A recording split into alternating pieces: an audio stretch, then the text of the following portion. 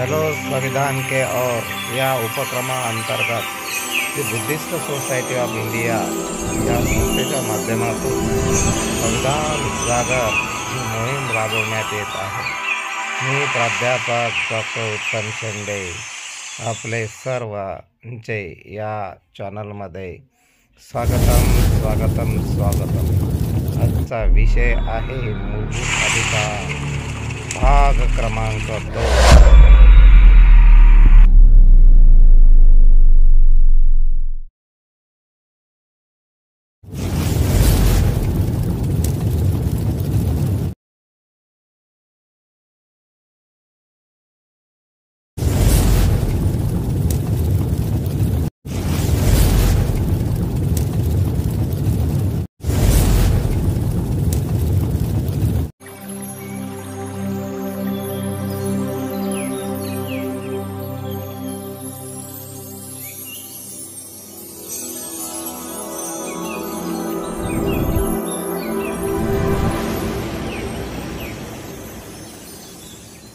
म्हणजे अखंड भारत म्हणजे पाकिस्तान, त्यावेळेस पाकिस्तान अलग झाला। म्हणजे 1947च्या आधी जे लोक भारतामध्ये त्यांचा जन्म झाला असेल स्वतः किंवा त्यांचे आजी आजोबांचा जन्म जर भारतात झाला असेल तर अशा लोकांना नागरिकता आर्टिकल कलम 6 नुसार मिळू शकते। आणि जे लोक 20 जुलै 1948 नंतर 20 जुलै 1948 नंतर आपल्या भारतामध्ये परमिशन घेऊन आले असे आणि त्यांनी जर अर्ज केला असेल नागरिकतेसाठी तर अशा लोकांना कलम 6 नुसार नागरिकता मिळू शकते। त्याच्यानंतर कलम 7 काय सांगते की जे लोक पाकिस्तान मध्ये गेले असेल पुन्हा भारतामध्ये आले असेल तर ते भारताचे नागरिकत्व स्वीकारू शकते किंवा भारताचे नागरिक बनू शकते। पण अट काय आहे की 1 मार्च 1947 म्हणजे स्वातंत्र्याच्या पूर्वी भारतातून पाकिस्तान मध्ये गेले असेल तर ते भारताचे नागरिक असेल। त्याच्यानंतर दुसरी अट आहे की पुन्हा ते भारतामध्ये वापस आल्यानंतर 6 महिने त्यांना भारतात राहावं लागेल आणि राहिल्यानंतर त्यांनी जर अर्ज केला तर त्यांना आपल्या भारताची नागरिकता मिळू शकते। परंतु कलम 6 नुसार 20 जुलै नंतर जे लोक भारतामध्ये येईल त्यांनी जर अर्ज केला तर त्यांना नागरिकता मिळेल। पण याची हे कलम 7 काय सांगते की 19 जुलै 48 हे जे आहे हे अट याच्यामध्ये कलम 7 मध्ये लागू होणार नाही। त्याच्यानंतर आर्टिकल 8 कलम 8 काय सांगते की जे लोक परदेशामध्ये राहतील आणि त्या व्यक्तीची नागरिकता त्यांना कशी मिळेल तर भारतीय हे लोक आहेत ते त्यांचे आजी आजोबा हे मूळ भारतीय असायला पाहिजे। त्यांचे आजी आजोबा मूळ भारतीय असेल आणि त्यांचा जन्म भारतात झाला असेल तर अशा लोकांना अर्ज केल्यानंतर नागरिकता मिळू शकते। कलम 8 काय सांगते की परदेशामध्ये असलेले जे नागरिक आहेत जे व्यक्ती आहेत त्यांचे आजी आजोबाचा जन्म हा भारतात झाला असेल तर अशा लोकांना जर अर्ज केला तर त्यांना भारताची नागरिकता मिळू शकते। त्याच्यानंतर कलम 9 काय सांगते की जो व्यक्ती आपल्या इच्छेनुसार कोणत्याही देशाची नागरिकता घेत असेल तर त्या व्यक्तीची भारताची नागरिकता ऑटोमॅटिक समाप्त होते। त्याच्यानंतर आर्टिकल 10 काय सांगते संविधानाच्या सुरुवातीला भारतीय संविधान लागू होण्याच्या सुरुवातीला वेळेस जे भारताचे नागरिक होते ते व्यक्ती भारताचे नागरिक बनू शकते आणि राहू शकते. परंतु याच्यामध्ये संसदेला अधिकार दिलेला आहे कायदा बनवायचा की याच्यामध्ये ते संशोधन करू शकते की एखादी व्यक्ती प्रारंभी ते आपल्याला सुरुवातीला भारताचे नागरिक होते ते भारताचे नागरिक बनेलच. पण अशा परिस्थितीमध्ये जर संसदेला वाटलं की काही लोक दुसरे लोक आले असेल किंवा त्यांना वाटत असेल की हे भारताचे नागरिक असू शकत नाही, तर मग संसदेमध्ये कायदा बनवून त्यांच्या नागरिकताविषयी कायदा बनवू शकतो. त्याच्यानंतर आर्टिकल 11 काय सांगते की एखाद्या व्यक्तीची नागरिकतेची समाप्ती झाली असतात, समाप्ती करायची असेल तर संसदेला कायदे बनवण्याचा अधिकार या आर्टिकल 11 मध्ये दिलेला आहे. तर संसद काय करते की भारतीय नागरिकता जो कायदा आहे 1955चा, तर याच्यानुसार आर्टिकल 11 नुसार एखाद्या व्यक्तीची नागरिकता जर समाप्त करायची असेल तर हा भारतीय नागरिकता कायदा 1955चा वापर करून संसद कायदा बनवून त्याची नागरिकता समाप्त करू शकते. तर याच्यामध्ये बरेचसे बदल झालेले आहे. जो आपला भारतीय नागरिकता कायदा जो आहे हा 1957, 60, 85, 86, 1992, 2003, 2005, 2015, 2023 तर अशा याच्यामध्ये संशोधन झालेलं आहे. तर हे होतं आर्टिकल 5 ते आर्टिकल 11 शॉर्टकट मध्ये. आता आपण पाहणार आहोत जो भारतीय नागरिकता कायदा 1955 हा आहे, तर याच्यामध्ये काय दिलेलं आहे, तर हा कायदा काय आहे, तर हा कायद्याविषयी आपण चर्चा करणार आहोत. आता एखाद्या व्यक्तीला जर समजा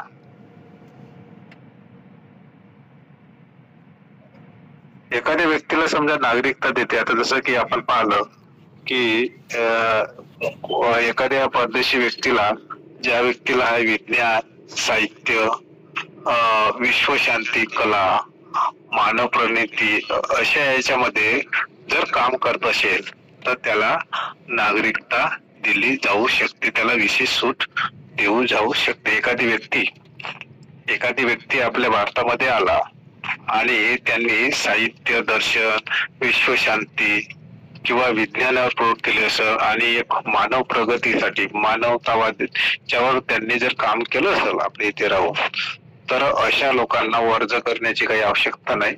संसद कायदा बनवून अशा लोकांना डायरेक्ट नागरिकता पण देऊ शकते. आता आपण पाहणार आहोत भारतीय नागरिकता कायदा 1955. हे इथपर्यंत आलं का लक्षात तुमच्या?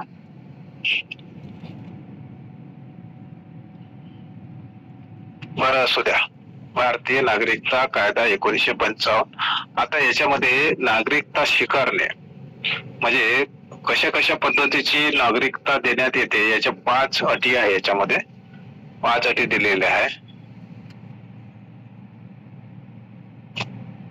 तर जन्मानुसार नागरिकता, आता 1955 जो कायदा आहे 26 जानेवारी 1955 नंतर भारतात जन्म झालेले व्यक्ती हा भारतीय नागरिकता अधिनियम याची जी नागरिकता आहे लोकांना कशा पद्धतीने दिल्या जाते की जे लोक जन्मानुसार नागरिकता म्हणजे जे लोक भारतामध्ये जन्मले अशा लोकांना भारताची नागरिकता देण्यात येते. म्हणजे 1950 नंतर जे लोक भारतामध्ये जन्मले, त्यांचा जन्म झाला आहे अशा लोकांना नागरिकता देण्यात येते. हे पहिली अट आहे. त्याच्यानंतर 1 जुलै 1987 मध्ये त्या व्यक्तीचे आई वडील भारताचे नागरिक असेल तर, त्याच्यानंतर 2 डिसेंबर 2004 आई वडील दोनही नागरिक आहे किंवा एक भारतीय असेल आणि दुसरा अवैध प्रवासी असेल. अवैध प्रवासी म्हणजे काय की 2 डिसेंबर 2004 मध्ये आई आणि वडील दोन्हीही नागरिक आहे किंवा एक भारतीय असेल, म्हणजे आई भारतीय असेल, वडील समजा अवैध प्रवासी असेल, म्हणजे एखाद्या महिलेचं लग्न दुसऱ्या बाहेरच्या व्यक्तीसोबत, देशाच्या व्यक्तीसोबत झालं असेल आणि तो व्यक्ती विजा न करता किंवा त्यांच्याजवळ पासपोर्ट नसतं असेल तर त्याला अप्रवासी म्हणजे अवैध प्रवासी असं म्हटले जाते. आणि अशा व्यक्तीला याच्यानुसार नागरिकता देता येते. म्हणजे 2 डिसेंबर 2004 मध्ये असा नियम बनवण्यात आला की आई आणि वडील दोन्हीही भारताचे नागरिक असेल किंवा एक भारतीय महिला असेल किंवा पुरुष, जे व्यक्ती परदेशातील असेल मग पुरुष असो ते त्याचे पासपोर्ट किंवा अवैध ते भारतात प्रवास राहत असेल त्याला अवैध प्रवासी असं म्हटलं जाते. तर अशा लोकांना पण नागरिकता जाते, ते जन्मानुसार नागरिकता असं त्याला म्हटल्या जाते. त्याच्यानंतर वंश रक्त संबंधाच्या आधारावर नागरिकता. आता 1955 कायदा सांगते की समजा कोणी व्यक्ती परदेशामध्ये जन्माला असेल तर आणि त्यांचे वडील हे भारतीय नागरिक असेल तर त्याला तो भारताचा नागरिक बनू शकते किंवा उलट त्या देशाचा तो नागरिक पण बनू शकते.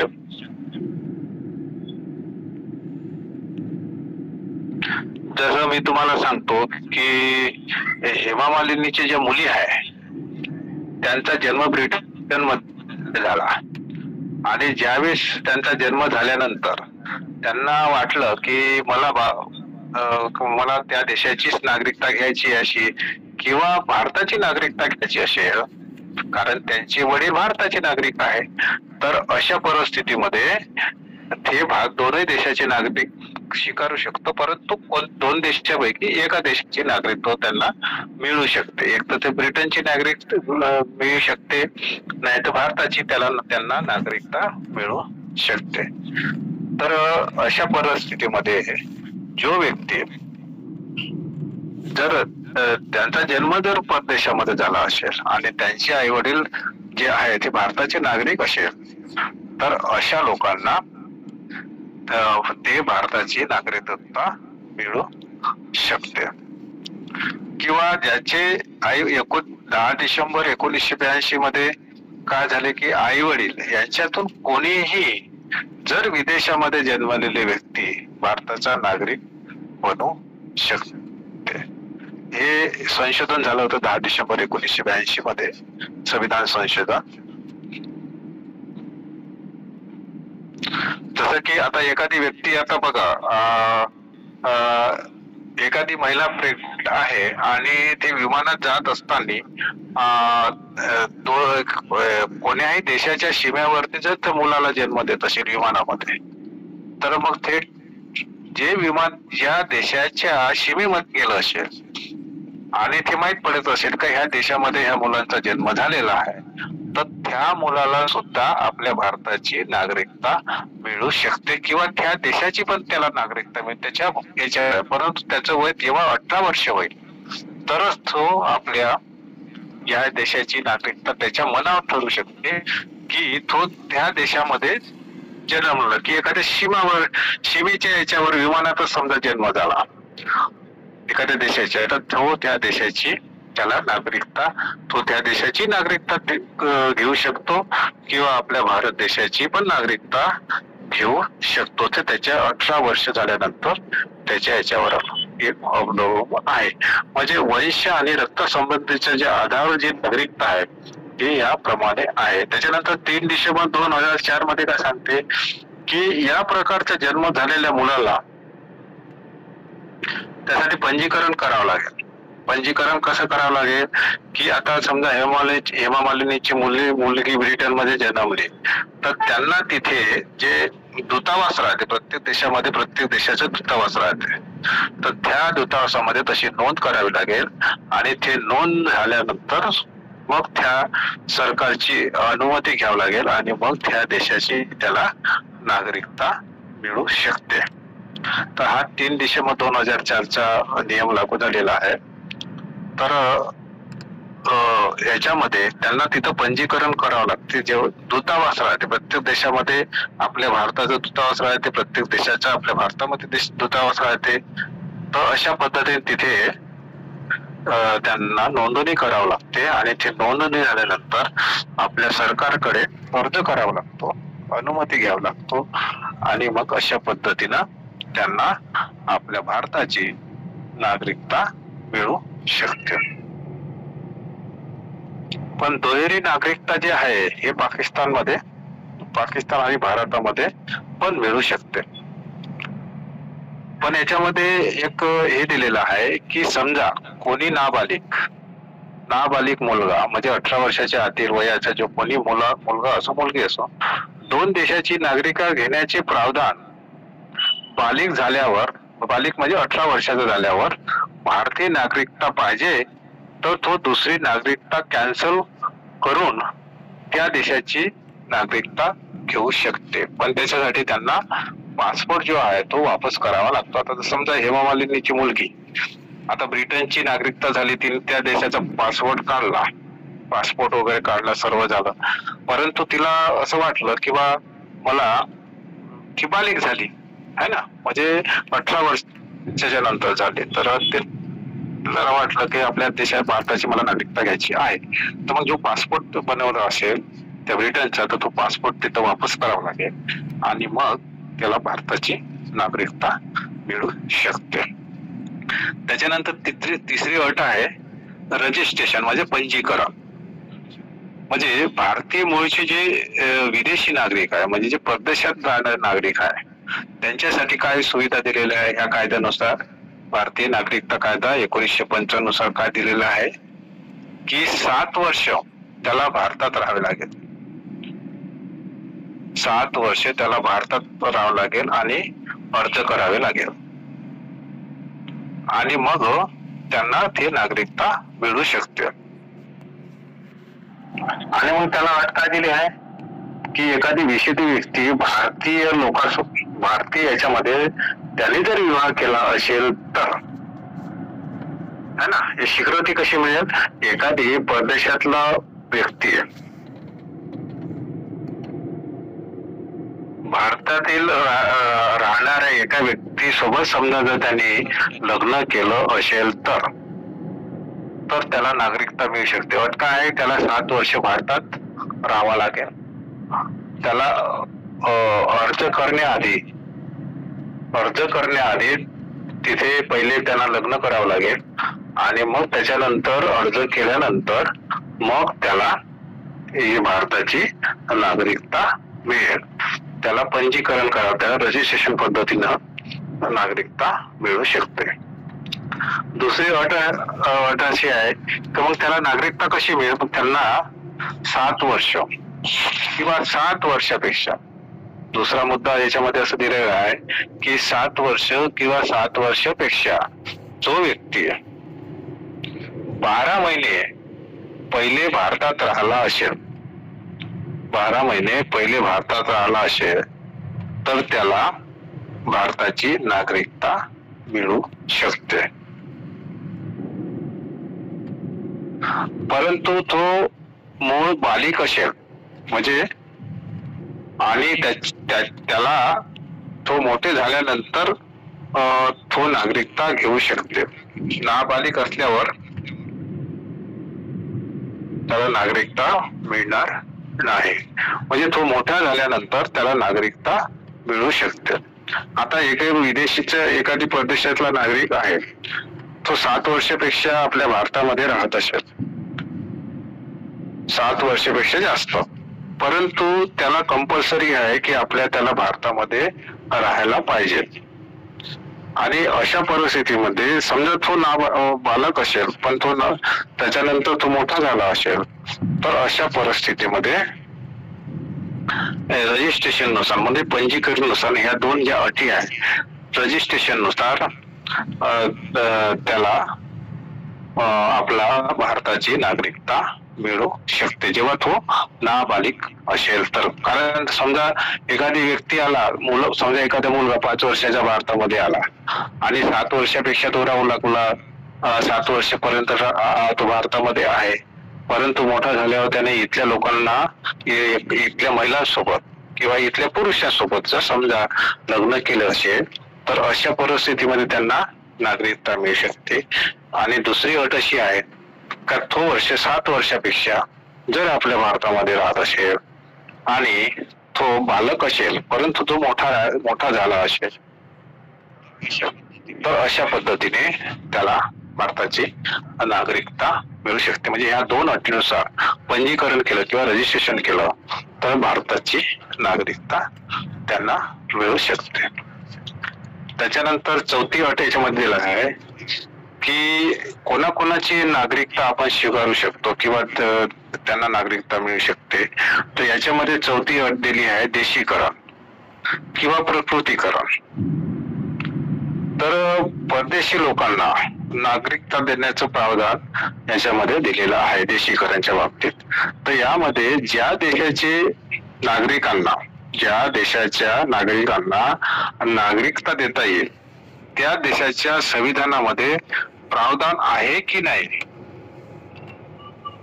तिथे भारतीयाला नागरिकता देता येईल.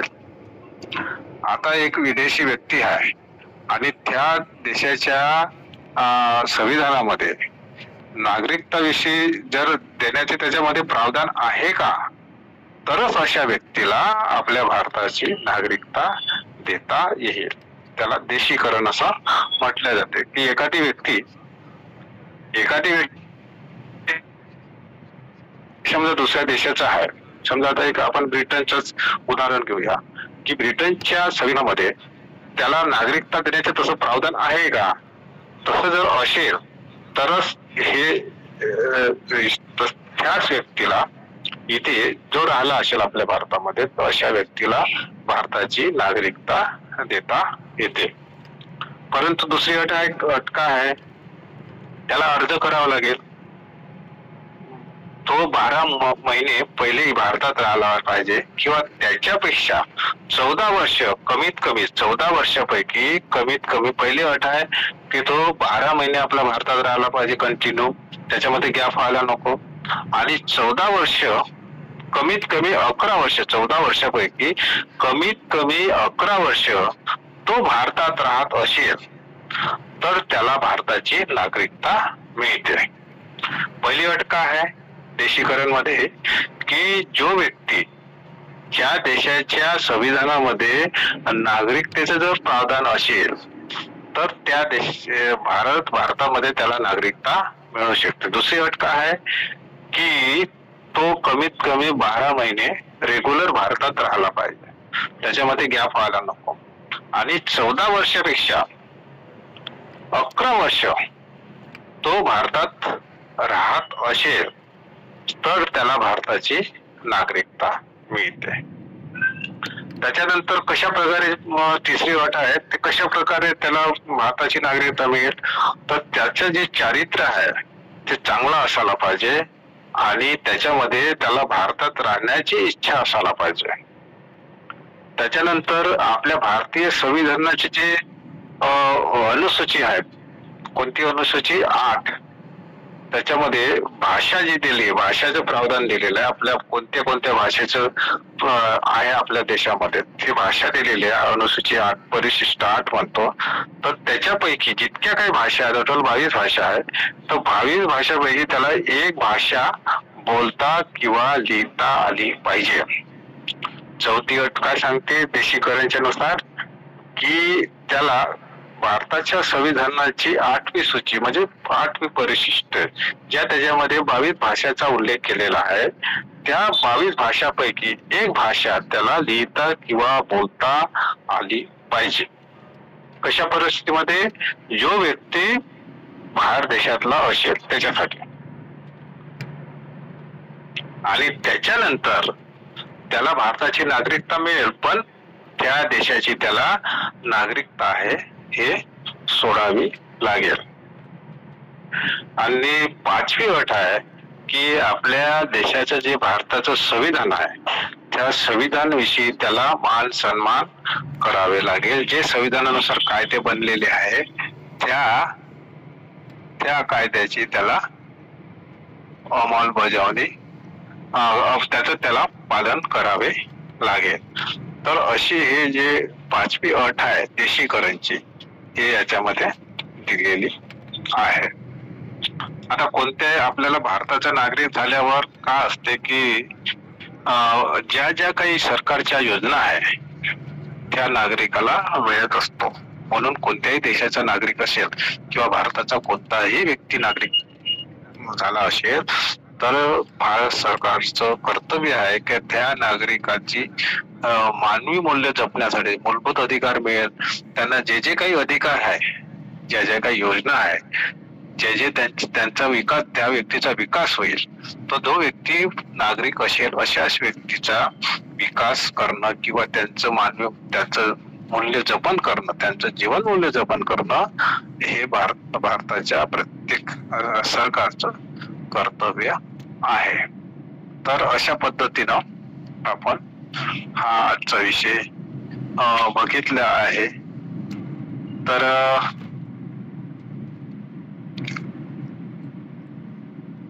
याच्यामध्ये आता आपण हा कायदा बघायचा का? 8:15 वाजत आहे. हॅलो, नागरिकता अधिनियम जो आहे 2019चा त्याच्यावर खूप आंदोलने झाले, खूप हे झाला. तर हे बघायचा का? हो सर, सांगा ना. तर त्याला थोडा वेळ लागेल. तर अर्धा तासामध्ये मग चर्चा करण्यासाठी वेळ लागणार नाही ना.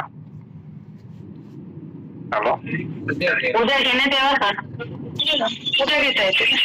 हा बघा, आता आपण हा जो कायदा आहे हे थोडक्यात मी सांगतो तुम्हाला आणि हा उद्या घेऊया आणि त्याच्यानंतर मग उद्या आपण मूलभूत अधिकार त्याची आपण सुरुवात करूया. मूलभूत अधिकार चालेल सर, है ना? चालेल. आता याविषयी जर कोणाला काही प्रश्न विचारायचा असेल तर तुम्ही विचारू शकता.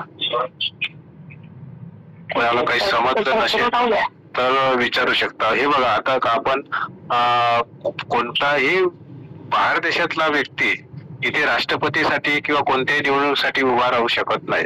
जो भारताचा नागरिक असेल तोच उभा राहू शकतो. बघा, ग्रामपंचायतचा सदस्य असेल त्याच्यामध्ये ते अट असते की तो भारताचा नागरिक असावा. तुम्हाला जर नोकरीमध्ये जर अर्ज करायचा असेल त्याच्यामध्ये अट असते तो भारताचा नागरिक असावा, है ना? असं अटी असते. तर जो व्यक्ती भारताचा नागरिक असतो तो त्याला सर्व सुविधा मिळतो. तो इलेक्शन मध्ये उभा राहू शकतो, तो नोकरीमध्ये आपले अप्लिकेशन करू शकतो. त्याला सर्व जितक्या काही योजना, जितक्या काही सर्व अधिकार त्याला नागरिकता झाल्यावर मिळू शकते. म्हणून आपण सर्व प्रस्तावना झाल्यानंतर आपण देशाची राज्य क्षेत्र पाहिले, त्याचे कायदे पाहिले, त्याच्यानंतर मग त्या देशामध्ये नागरिक कसे तयार, नागरिकतासाठी काय, नागरिक लोकांसाठी काय कायदे, नागरिकतासाठी काय कायदे हा पाहिलं आणि ह्या नागरिकांना काय मूलभूत अधिकार आहे, ह्या नागरिकांना मग काय मूलभूत अधिकार मिळते, तर ते आता आपण उद्या बघूया. आणि मग मूलभूत अधिकार झाल्यानंतर मग एक एक कलम जे आहे ते प्रत्येक नागरिकाच्या याच्यासाठी आहे. आता नागरिकता झाली, प्रत्येकाला नागरिकता मिळाली, तर ह्या नागरिकताला काय अधिकार आहे तर ते आता पुढच्या आपण भाग 4 भाग 3 मध्ये आपण बघूया. कोणाला काही विचारायचं असेल तर विचारू शकता. विचारा सर्वांनी. सर हॅलो सर, काल माझा एक प्रश्न विचारायचा राहिला की काही राजकीय पक्ष अपप्रचार करत आहेत की संविधान बदलवणार आहे, तर संविधानात तशी तरतूदच नाही आहे, तर ते का बरं असे अपप्रचार करत आहे की संविधान खरंच बदलू शकते की नाही, याबद्दल बोला सर. बरं, थोडक्यात मी सांगतो. बघा काय आहे, 24 एप्रिल 1973 मध्ये केशवानंद भारतीची एक केस आली होती सुप्रीम कोर्टामध्ये आणि भारताच्या इतिहासामध्ये सुप्रीम कोर्टामध्ये टोटल 13 न्यायाधीशाचं एक खंडपीठ बनलं होतं. 13 न्यायाधीशाचं एक संविधानिक खंडपीठ म्हटलं जाते आता संविधानामध्ये जर एखादी कायद्याचा जर अभ्यास करायचा असेल तर संवैधानिक खंडपीठ असं म्हटलं जाते. जनरली काय असते, सुप्रीम कोर्टामध्ये एक जज कोणताही समजा निर्णय द्यायचा असले तर एक न्यायाधीश बसत नाही, त्यांचे एक पेक्षा दोन न्यायाधीश असते. आणि मग संवैधानिक जे संविधानाचा काही प्रॉब्लेम तयार होते तर अशा ठिकाणी मग दोन पेक्षा जास्त न्यायाधीश खंडपीठ तिथं बनल्या जाते, त्याला खंडपीठ म्हटलं जाते. आणि संविधानानुसार जे काही निर्णय द्यायचा असेल त्याला संवैधानिक खंडपीठ असं म्हटलं जाते. हे लक्षात ठेवा. सुप्रीम कोर्टामध्ये कोणतीही जर केस झाली तर दोन न्यायाधीश असते, एक न्यायाधीश निर्णय देऊ शकत नाही. हायकोर्टामध्ये एक किंवा दोन न्यायाधीश देऊ शकते, पण कंपल्सरी नाही का दोन न्यायाधीश असायला पाहिजे. तसंच जिल्हा आणि सत्र न्यायालयामध्ये एकच न्यायाधीश असते बघा, दोन न्यायाधीश नसते. पण सुप्रीम कोर्टामध्ये जर कोणतीही जर केस झाली तर त्याच्यामध्ये दोन न्यायाधीश बसलेले असतात आणि दोन न्यायाधीश मिळून ते तो निर्णय देतात. परंतु संविधानिक जेव्हा संविधानाचा प्रॉब्लेम तयार होते किंवा एखाद्या कायद्याचा प्रॉब्लेम तयार होते तिथे दोन पेक्षा अधिक जे आहे न्यायाधीश त्याच्यामध्ये खंडपीठ तयार, त्याला संवैधानिक खंडपीठ असं म्हटलं जाते. की जसं की आता दलबदल जो कायदा आहे अनुसूचित 10 मध्ये दिलेला आहे की जे लोक शिवसेनेमधून फुटले, राष्ट्रवादीमधून फुटले, त्यांनी दलबदल केला ना कायदा. तुम्ही पाहिलं असेल तर त्याच्यामध्ये 7-7, 8-8, 5-5 न्यायाधीशाचं खंडपीठ बसलेलं आहे. तर 24 एप्रिल 1973 मध्ये केशवानंद भारतीची जी केस आली होती त्याच्यामध्ये 13 न्यायाधीशाचं खंडपीठ बसलं होतं.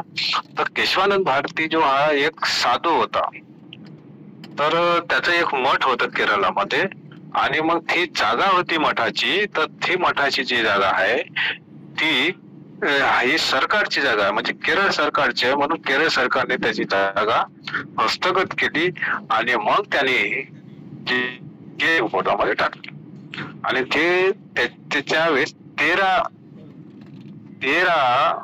जे आहे न्यायाधीशाचं खंडपीठ बनलं आणि त्याच्यामध्ये 7 वर्षे 6 म्हणजे 7 न्यायाधीशांचं समर्थन होतं.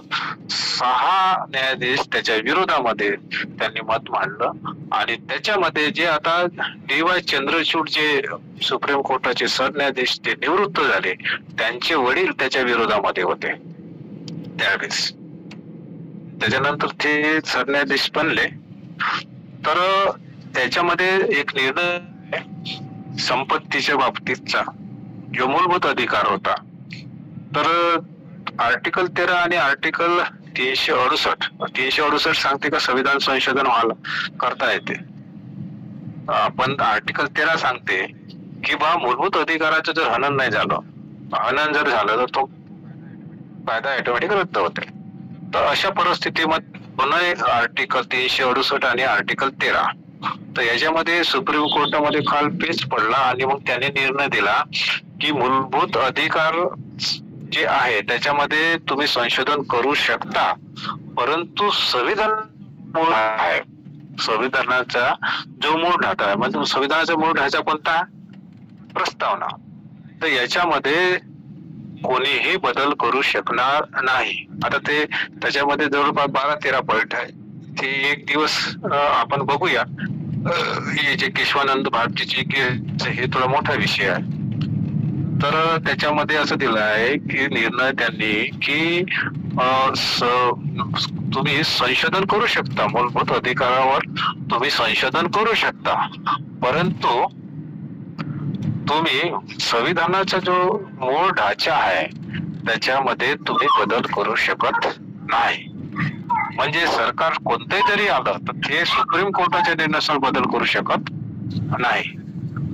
सर तुम्ही मूलभूत हक्काबद्दल सांगत आहे सर, पण राजकीय पक्ष पूर्णच्या पूर्ण असा अपप्रचार करतात की पूर्ण संविधानच बदलत, हे चुकीची गोष्ट आहे सर. नाही, संविधान बदलू शकते. ते कशा पद्धतीनं बदलू शकते ते मी तुम्हाला सांगतो. ते अशा पद्धतीनं बदलू शकते की ज्यावेळेस ते सुप्रीम कोर्टावर हे आणेल, काय आणेल, दबाव आणेल आणि जो सुप्रीम कोर्टाचा जो निर्णय आहे तो जेव्हा बदलेल त्यावेळेस ते चेंज करू शकते आणि तशी परिस्थिती आणत आहे. आणि जसं की सुप्रीम कोर्टाने निर्णय दिला किंवा हे जे आहे याच्यामध्ये बदल ढाचा बदलू शकत नाही. परंतु समजा एखादी खंडपीठ पुन्हा बसवलं की याच्यामध्ये बदल करू शकते, है ना. सुप्रीम कोर्टात जसं मी तुम्हाला सांगतो की PV नरसिंहरावने 10% आर्थिक आधारावर आरक्षण लागू केलं होतं आणि 27% आपल्या हे जे होते PPC म्हणून लागू केला होता 27%.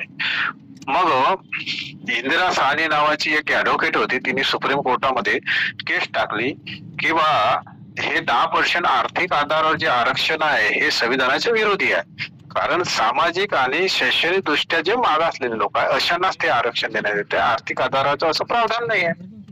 म्हणून काय केलं की सुप्रीम कोर्टाने 50% वरतं आरक्षण देता येत नाही आणि 10% जे PV नरसिंहरावने आरक्षण लागू केलं होतं आर्थिक आधारावर ते सुप्रीम कोर्टाने रद्द केलं. म्हणजे 27% ते ना SC STचा 22.5% ते असं टोटल 49.5% याच्यावरचं आरक्षण देता येत नाही. म्हणून ते 10% आरक्षण जे होतं ते रद्द करण्यात आलं.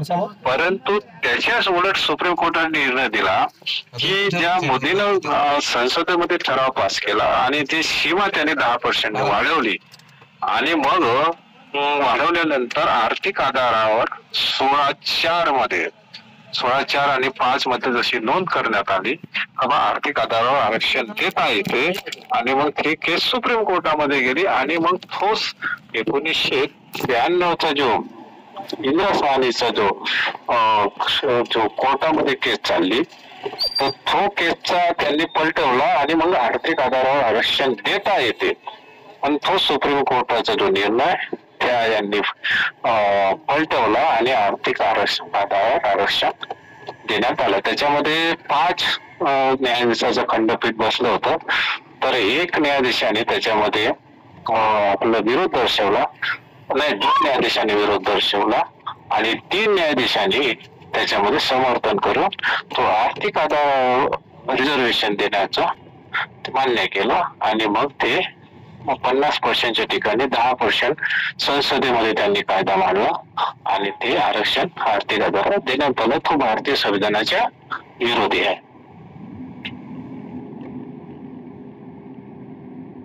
हॅलो, आणखी काही विचारायचं आहे? हॅलो, हे लिंक अशी नका करू, डिस्टर्बन्स होते. हॅलो हॅलो हो सर. हॅलो, हा बोला. एखाद्या व्यक्तीचा भारतीय भूमीशी असा कोणताही संबंध नाही,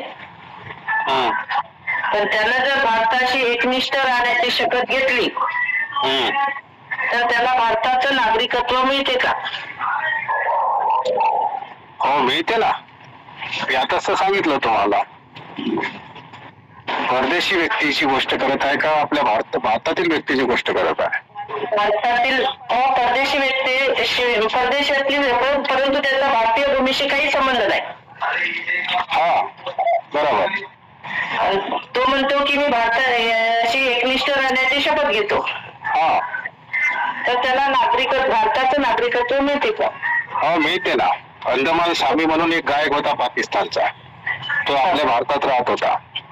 त्याच्यानंतर अक्षय कुमार, तो त्याला कॅनडाची नागरिकता मिळाली होती. तो आपल्या भारतात चांगल्या एकनिष्ठ पद्धती म्हणजे आपल्या देशाचा अपमान करणार नाही, तो कोणाच्या विरोधामध्ये असं काम करणार नाही आणि तो जर भारतामध्ये राहिला तर त्याला कंटिन्यू कमीत कमी 11 वर्ष आपल्या भारतामध्ये राहावं लागेल, देशाची नागरिकता मिळते. आणि जे मी सांगितलं की जी भाषा आहे ना, 22 भाषा अनुसूची 8 मध्ये 65 मध्ये आहे, त्यापैकी एक त्याला भाषा लिहिता आणि बोलता आली पाहिजे आणि तो एकनिष्ठ त्याचं चरित्र चांगलं असायला पाहिजे, तेव्हा त्याला नागरिकता देत आहेत. देशीकरांच्या बाबतीत आपण पाहिलं ना, भारतीय नागरिकता कायदा 1955 मध्ये देशीकरण मध्ये ते दिलेलं आहे.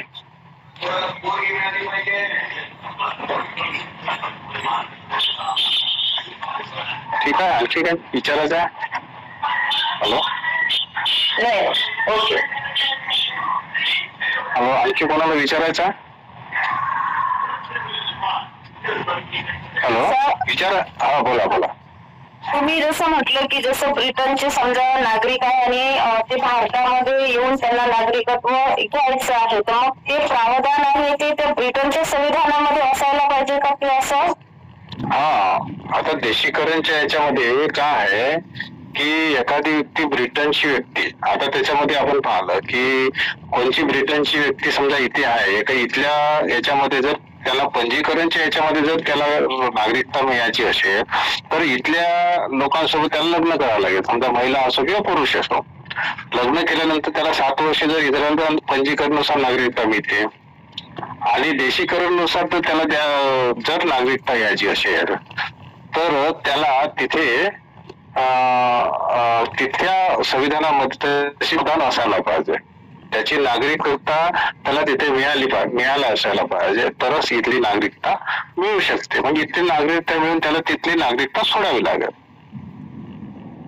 हे देशीकरणाच्या बाबतीत. पंजीकरणाच्या बाबतीत काय आहे की जो व्यक्ती इथे भारतामध्ये आला असेल, अनमॅरिड असेल, 7 वर्ष राहिला असेल आणि त्याने अर्ज केला असेल किंवा अर्ज केला असेल इथले लोकांशी लग्न केलं असेल आणि तो 7 वर्षापर्यंत इथंच राहिला असेल तर अर्ज केल्यानंतर त्याला नागरिकता मिळते. त्याच्यानंतर दुसरी अट आहे त्याच्यामध्ये पंजीकरणानुसार किंवा रजिस्ट्रेशननुसार 7 वर्षापेक्षा जास्त राहिला असेल, इथल्या लोकांसोबत लग्न केलं असेल तर अशा पद्धतीने त्याला त्या नागरिकता मिळू शकते. किंवा एखादी आहे तुम्हाला काय किंवा 18 वर्षात झाला असेल ना, पण तो 7 वर्षाच्या वरती जर राहिला असेल 7 वर्ष नंतर म्हणजे 7 वर्षापेक्षा जास्त तरी पण तो बालक झाल्यानंतर किंवा नाबालिक म्हणजे समजा तो 18 वर्षाचा झाला असेल तर त्याला या देशाची पंजीकरणानुसार नागरिकता मिळते. तसं आपण 5 अटीनुसार पाहिलं ना. आणि एका देशाची नागरिकता जर तो तिथले प्रावधान असेल तर ते देशीकरणानुसार त्याला नागरिकता मिळू शकते. हॅलो, बोला मोहन साहेब. हॅलो, मोहन साहेब बोला.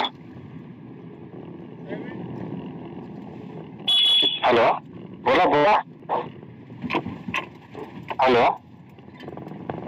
बोला ना सर. हॅलो, बोला बोला. विचारा. बघा, आपल्याला मूलभूत अधिकार त्याला फंडामेंटल राईट्स असं म्हटलं जाते. आपल्याला 19(1) नुसार बोलण्याचा, लिहिण्याचा, आता जे आपण बोलत आहोत, मीटिंग घेत आहोत, त्याला आर्टिकल 19(1) नुसार अधिकार आहे. याचं आपल्याला कोणी उल्लंघन करू शकत नाही, कोणी विरोध करू शकत नाही. इव्हन कोणी आपल्या विरोधामध्ये कोर्टात गेला तरी कोर्ट ते खारिज करू शकते. आपल्याला तो अधिकार आहे. हॅलो, बोला बोला. विचारा. हॅलो,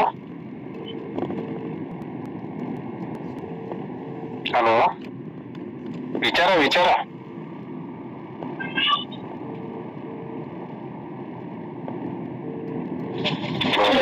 हॅलो, जय भीम सर. जय भीम मॅडम, बोला. सगळ्यांचेच माईक बंद आहेत आणि कोणीच बोलत नाहीये आणि तुम्ही खूप चांगल्या प्रकारे समजून सांगितलं, त्याच्यामुळे कोणाचे प्रश्नच नसतील असं वाटते. नाही, कोणी काय करते,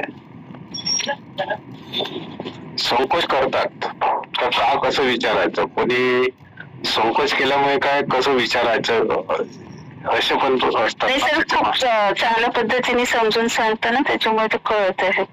नाही, ठीक आहे, बरोबर आहे. परंतु काही लोक विचारायला संकोच करतात का बा काय विचारायचं आहे, आणि दुसरं कोणी विचारले तरी आपल्या प्रश्नाचे उत्तर मिळून जातात ते होते. नाही, ठीक आहे, बरोबर. मी प्रश्नाचे उत्तर देऊ शकतो. हे समजा कोणी माझं चुकलं असेल ना तर ते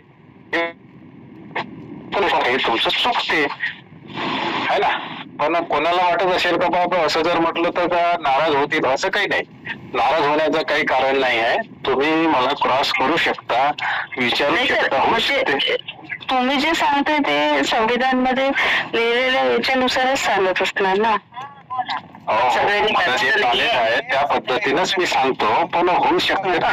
समजा का एखादी माझं चुकलंही होऊ शकतं, तर तुम्ही माझी चूक काढू शकता असं मला म्हणायचं. हो, ज्यांना माहिती आहे त्याविषयी त्याच्याविषयी मला काही राग येणार नाही किंवा मी नाराज होणार नाही, असे काहीच होणार नाही. मी नाराज होणार नाही किंवा मला कोणताही राग येणार नाही. आणि चांगली गोष्ट आहे, तुम्ही मला जितकं क्रॉस कराल तितकं चांगलं आहे आणि विचारायला पाहिजे. हो, ही चर्चा व्हायला पाहिजे. बरोबर. है ना? धन्यवाद सर. सगळ्यांचेच माईक सध्या बंद आहेत. बरं बरं, ठीक आहे, काय हरकत नाही. आता आपण 10 मिनिटांमध्ये चर्चा करूया दुसरी. आता आपली देशाची परिस्थिती ही थोडी भयानक आहे. तुम्हाला जर माहिती असेल. हा बोला सर. करा, कंटिन्यू करा. हा, थोडक्यात मी सांगतो 5 मिनिटांमध्ये. हे बघा, आता मी कालही सांगितलं आणि दोरजे सांगणार. आपले जे सरकारचे जे 3 अंग आहे, कोणते? एक कायदेमंडळ, कार्यपालिका आणि न्यायपालिका. हे सरकारचे 3 अंग आहे. लोकशाहीचे 4 स्तंभ आहे. कोणते? कायदेमंडळ, कार्यपालिका, न्यायपालिका आणि मीडिया.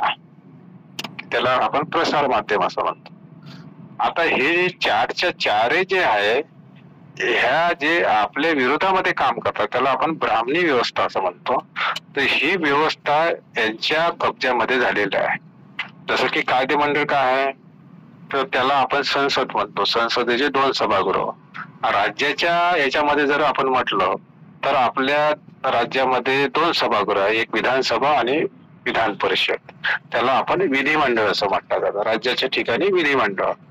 आता कोण्या राज्यामध्ये विधान परिषद नाही आहे? आता पूर्ण भारतामध्ये 6 राज्यामध्ये विधान परिषद आहे. एक आहे महाराष्ट्र, कर्नाटक, आंध्र प्रदेश, तेलंगणा, बिहार आणि उत्तर प्रदेश. 6 आपल्या देशामध्ये 6 राज्यामध्ये विधान परिषद आहे. परंतु राज्याच्या याला विधिमंडळ असं म्हटलं जाते.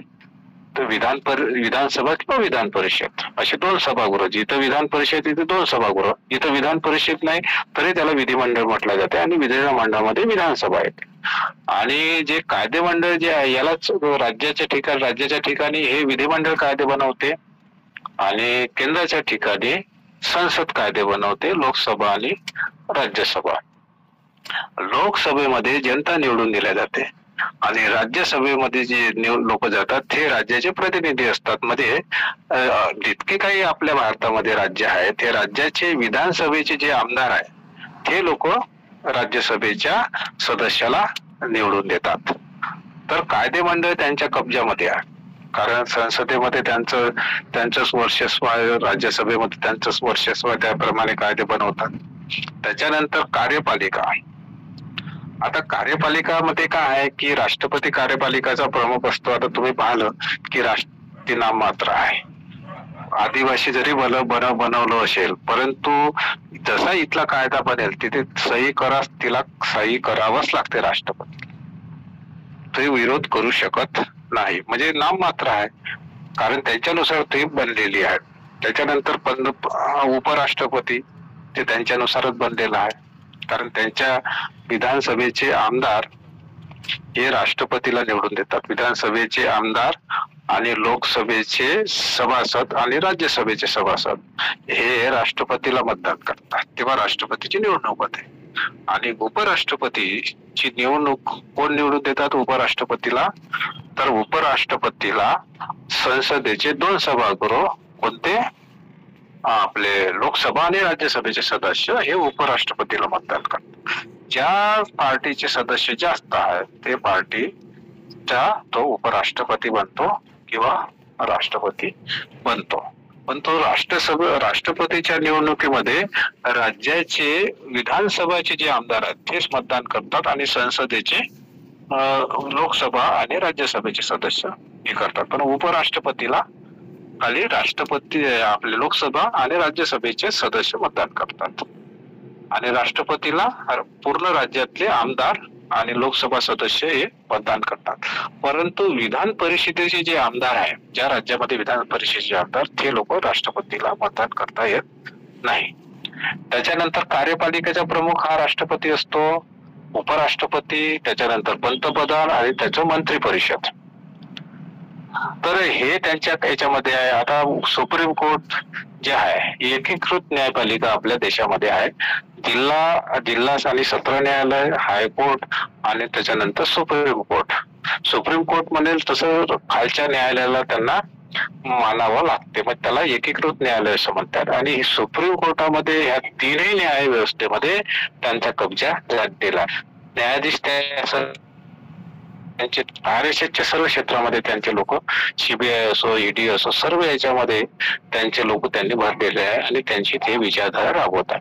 आता मीडियामध्ये तुम्ही पाहिलं असेल तर मीडिया दोन प्रकारचे असते. एक आपण न्यूजपेपर म्हणतो त्याला प्रिंट मीडिया असं म्हटलं जाते, आणि इलेक्ट्रॉनिक्स मीडिया म्हणजे ते न्यूज चॅनल वगैरे आहे त्याला इलेक्ट्रॉनिक्स मीडिया म्हटलं जातं. आता तुम्ही पाहिलं असेल आज तक जितके काही चॅनल आहे हे त्याला गोदी मीडिया म्हणतात. ती सरकारच्या विरोधामध्ये बोलायला पाहिजे तर सरकारच्या फेवर न बोलतात, म्हणजे त्यांचा मीडियावर पण कब्जा झालेला आहे. आणि बाबासाहेबांनी 4 जे स्तंभ आहे त्याच्यापेक्षा सर्वात उंच म्हणजे सर्वात जास्त अधिकार या मीडियाला दिलेला आहे. या तीनही लोकांनी जर जनतेचे काम केले तर मीडिया आहे जनतेसमोर ह्या लोकांचे काम हे करू शकते आणि जनतेला न्याय देऊ शकते. परंतु मीडिया पण त्यांच्या कब्जामध्ये झालेला आहे. कायदे तुमच्या विरोधामध्ये बोलत आहे, त्याच्यामुळे तुम्ही लोक हे आपण गुलाम होत आहे.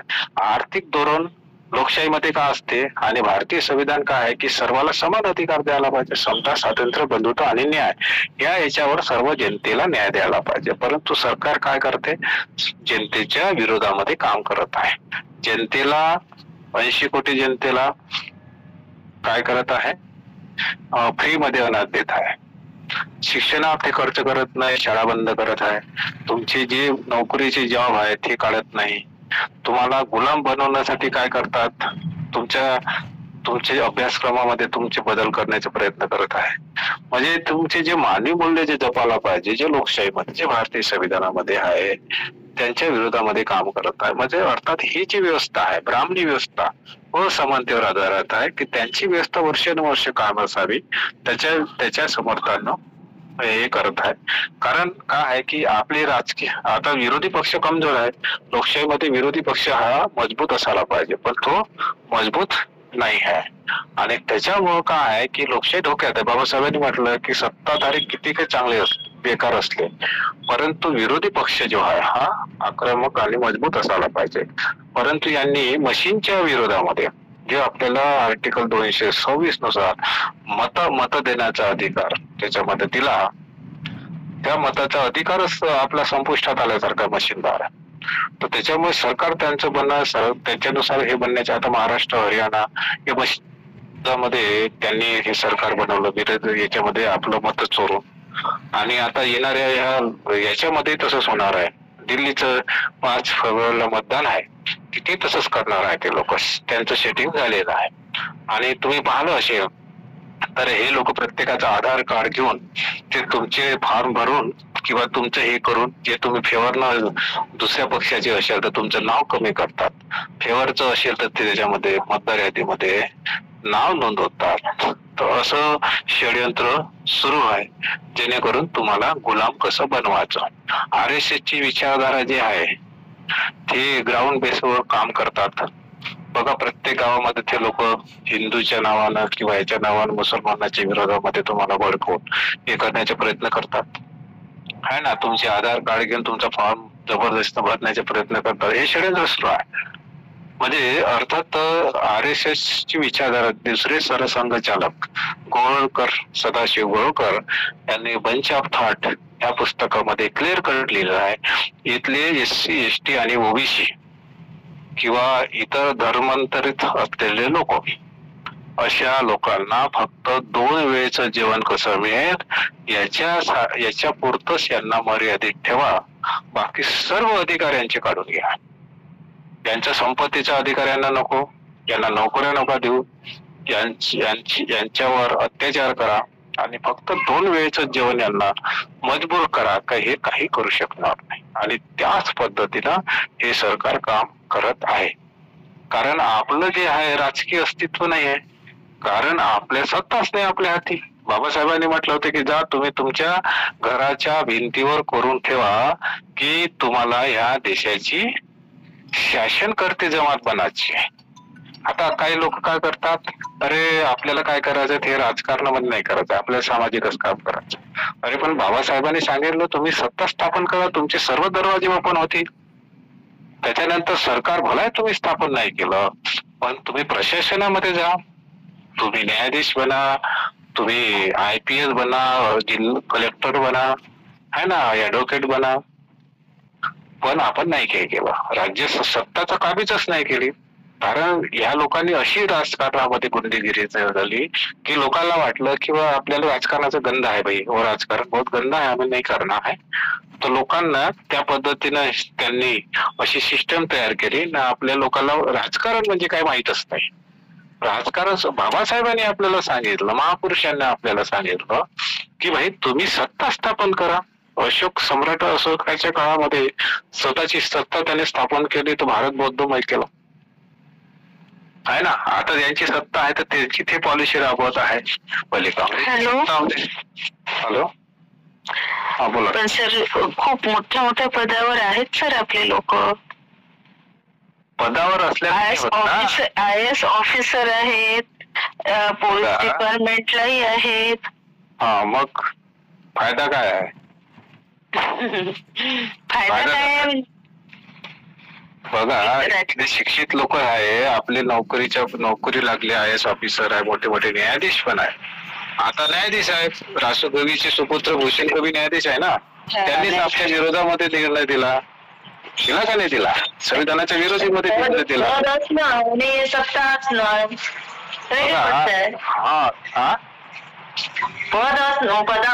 पदावर असणं आणि हाती सत्ता असणं हे वेगळे, दोन्ही वेगवेगळी आहे ना. सत्ता बघा, त्यांच्या हाती सत्ता आहे तर सर्व बदल ते करू शकतात, कारण सर्व संवैधानिक संस्था त्यांच्या हातात आहे. कायदा त्याप्रमाणे ते करू शकतात. आपल्या हाती सत्ता असते तर आपण बदल केला असता ना. आता आपलं संविधानाचं उद्दिष्ट काय? समता, स्वातंत्र्य, बंधुत्व आणि न्याय यावर आधारित समाज व्यवस्था निर्माण करणं. ते करत आहे का? याच्यावर काम करत आहे का? नाही आहे. आपली सत्ता असते तर आपण ते केलं असतं ना. परंतु आपण सत्ताच नाही केलं, कारण आपण राजकारणच नाही केलं आणि राजकारण समजून नाही घेतलं. राजकारण म्हणजे काय? राजकारण कसं करायला म्हणजे आपली सत्ता कशी स्थापन करायला पाहिजे. मग बाबासाहेबांनी RBI का स्थापन केली? त्याच्यासाठीच केली ना, है ना. असे आपण केली नाही. आणि सत्य म्हणजे आपले IAS ऑफिसर असेल, न्यायाधीश असेल किंवा असेल तर त्याप्रमाणे काम करतात का? समाजाला न्याय देतात का? नाही. आपण जे म्हटलं India that is Bharat. Hello, हा बोला. India that is Bharat. पण बहुतेक वेळा असं आढळते की म्हणजे भारत हा एकच शब्द असता नाही, बरेच वेळा हिंदुस्थान असा शब्द प्रयोग केला जातो. तर याच्यावर काही म्हणजे किंवा याच्यावर काही ऑब्जेक्शन घेण्याचा काही कायदा आहे का नाही आहे? कायदा आहे ना. कायदा काय? हे बघा, तुम्ही सुप्रीम कोर्टामध्ये जाऊ शकता, PIL दाखल करू शकता, पण करेल कोण? यावर आवाज कोणीच उठत नाही ना. हिंदुस्थान हा शब्द प्रयोग केला जातो, यावर आवाज उठत कोणीच नाही. हा, मग तेच ना. विरोधी पक्षवाले हिंदुस्थान म्हणतात, सर्व लोक हिंदुस्थानच म्हणतात. मग हिंदुस्थान नाही बघायला तो राहुल गांधी संविधानाचं पुस्तक दाखवतो आणि तो हिंदुस्थान वापरतो. मग हे विरोधी पक्षाला म्हणायला पाहिजे. आपले आंबेडकरवादी पक्ष आहे त्यांनी विरोध करायला पाहिजे. करतात का विरोध? कोणी विरोध करताना दिसतात का? तुम्ही सांगा ना. बघा, ते त्यांची विचारधारा राबवत आहे. आपण आपली विचारधारा राबवायला पाहिजे ना. आपण आपली सत्ता करायला पाहिजे. बोला सर, मला वाटते दुसऱ्यांना सुधरवण्यापेक्षा आधी आपल्याच लोकांना सुधरवायचं. आता मला तेच म्हणायचं आहे की आपण त्यांना जर का बाबासाहेब नाही समजले आणि त्यांना समजले असते तर ते त्यांच्या कृतीनुसार पण वागले असते किंवा शिलाचं पालन करू शकले असते. धम्माच्या मार्गाप्रमाणे चालू शकले असते. त्रुटी तर आपल्यातच आहे, आपण दुसऱ्यांना दोष देण्यात काय अर्थ आहे? दुसऱ्याला दोष तेच मी मला म्हणायचं आहे ना, तुम्ही आपल्या लोकांसाठी काहीतरी करा. हा तो त्याच्यासाठीच आहे. तर मग आपल्याला राजकीय सत्ता स्थापन करावं लागेल, सत्ता स्थापन करावं लागेल. त्याच्यासाठी काय करावं लागेल? आपण 10% आपण लोक आहेत, 10% वर आपण सत्ता स्थापित करू शकत नाही, परंतु किंग मेकरच्या भूमिकेमध्ये येऊ शकतो. मग 10%च्या लोकात नाही करू शकत, आपल्या लोकांना जुळवा लागेल, है ना, जुळवा लागेल लोकांना. यासाठी आपण काय प्रयत्न करतो? जुळवण्यासाठी काय प्रयत्न? जसं भाजपचं जे आता हे चालू आहे, घरोघरी भाजपचं हे चालू आहे की घरोघरी जातात आणि भाजपची संघटना किंवा भाजपचं सदस्यत्व म्हणून ते हे करतात. आपण काय प्रयत्न करतो याच्यासाठी? आपण करायला पाहिजे. आम्ही तोच कन्सेप्ट राबवत आहे. बघा, आपल्या आपण जे मतदान करायला जायचे त्याला मतदान केंद्र किंवा इंग्लिशमध्ये बूथ म्हणतात. तर एका बूथवर जर आपले 300 लोक जर असले, 300 मतदार जर असले, तर आपण विधानसभेची निवडणूक जिंकू शकतो. आणि विधानसभेची निवडणूक जिंकली तर विधानसभे राज्यामध्ये आपली सत्ता येते आणि थेट लोक आपल्या प्रत्येक बूथवर 300 लोक जर असले तर आपली लोकसभेमध्ये सत्ता येते, केंद्रामध्ये सत्ता येते. पण आपल्याला 300 लोक जुळवावे लागेल. मॅडमला म्हटलं की आपलेच लोक आपल्याला सुधरवले पाहिजे, पण आपण किती प्रयत्न करतो, आपण किती घरोघरी जातो आणि आपले लोक जुळवतो, हे पहिले पाहिले पाहिजे ना. हा, तो लोक पाहिजे. आपण डायरेक्ट मतदानाच्या दिवसावर पोहोचलो, त्याच्या आधीच्या 15 दिवसाचा विचार करा तुम्ही. कसं वातावरण असतं, कसं एकमेकांना खिचण्याचं. 15 दिवसाची नाही,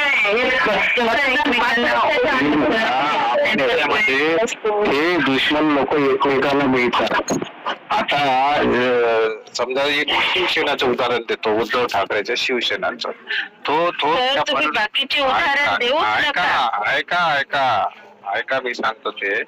कारण हे लोक एकमेकाच्या विरोधामध्ये बोलतात, एकमेकासोबत मिळतात. पण आपले राजकीय लोक जी किती पार्ट्या आहे आपल्या राजकीय लोकांच्या, बीएसपी आहे, वंचित आहे, याची आहे, पण ते कधी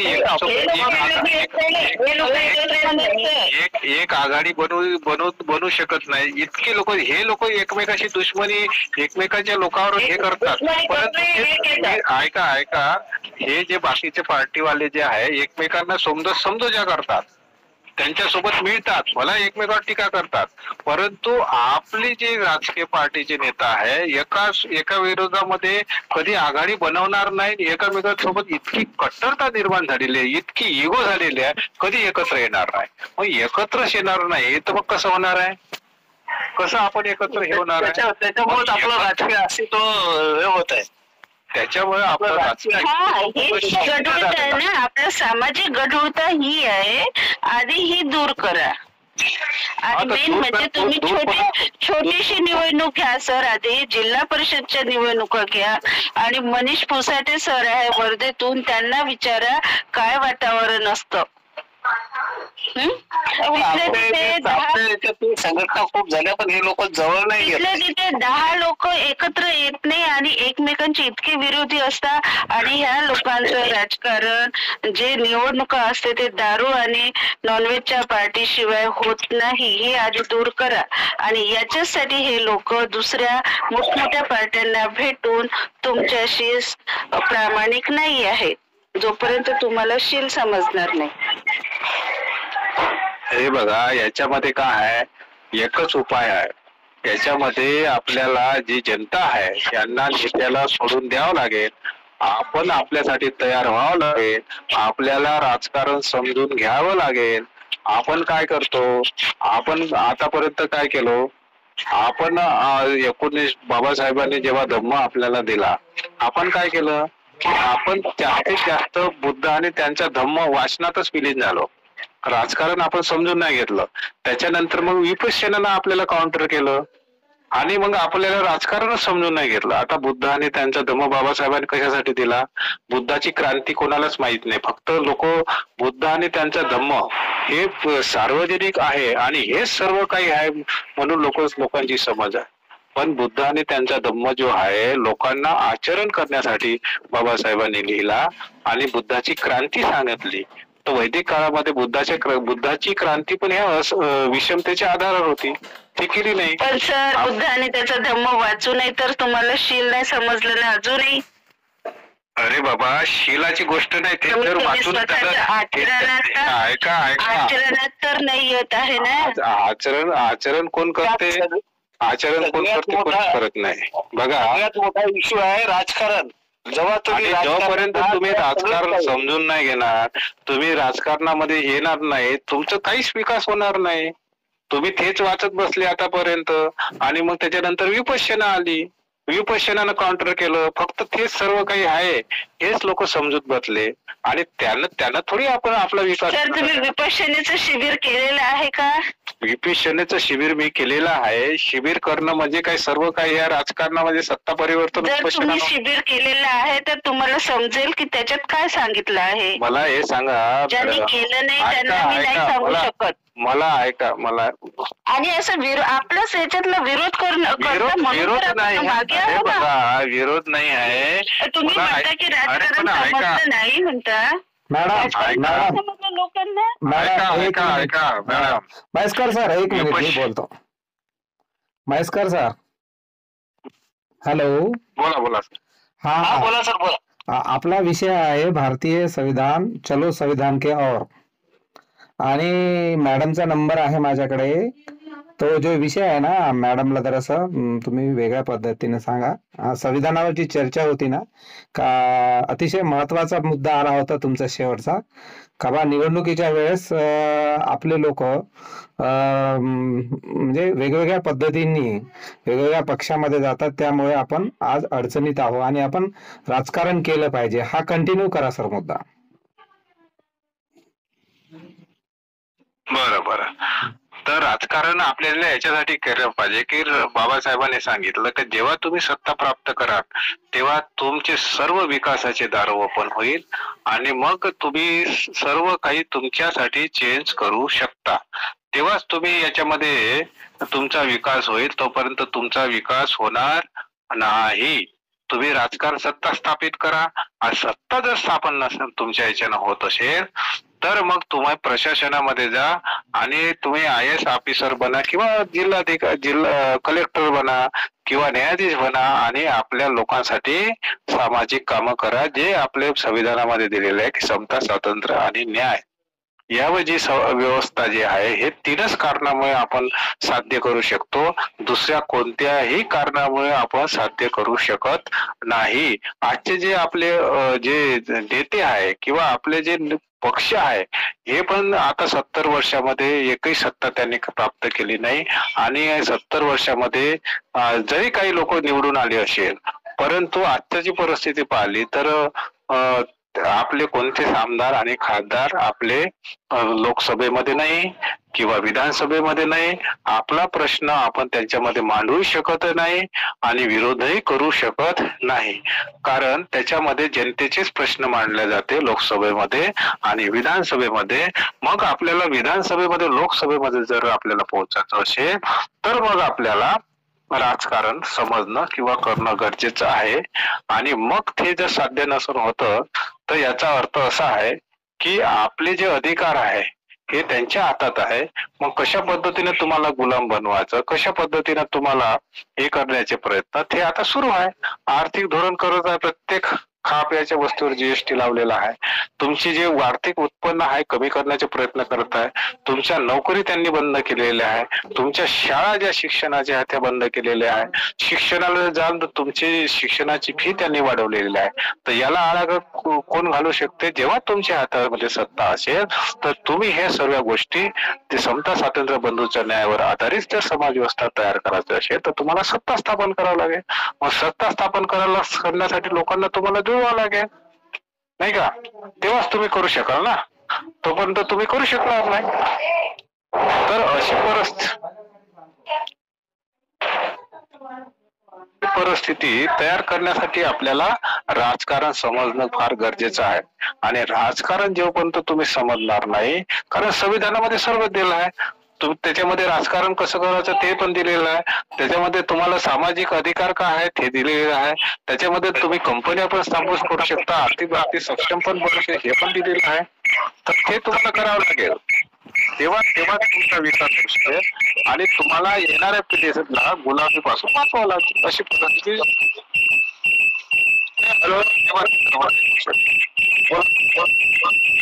माझा प्रश्न नागरिक